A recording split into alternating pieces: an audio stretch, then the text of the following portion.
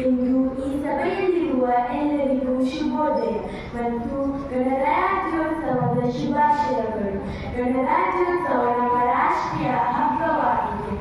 ಈ ದಿನದಂದು ಪ್ರತಿ ವರ್ಷ ಜನವರಿ 26ರಂದು ಆಚರಿಸಲಾಗುತ್ತದೆ.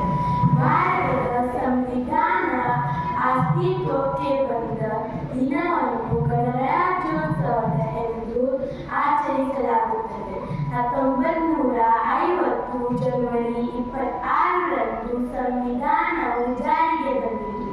ಭಾರತದ ಸಂವಿಧಾನವನ್ನು ಪಿತಾಮಹ ಡಾಕ್ಟರ್ ಬಿ.ಆರ್. ಅಂಬೇಡ್ಕರ್ ಹಾಗೂ ಸ್ವಾತಂತ್ರ್ಯ ಹೋರಾಟಗಾರರನ್ನು ಸ್ಮರಿಸುವ ದಿನವಾಗಿದೆ.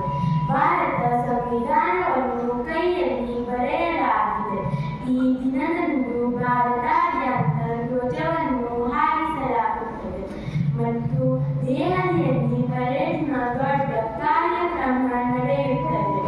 ಈ ಮೆರವಣಿಗೆಯನ್ನು ನವದೆಹಲಿಯಲ್ಲಿ ರಾಜಪಥದಲ್ಲಿ ನಡೆಸಲಾಗುತ್ತದೆ.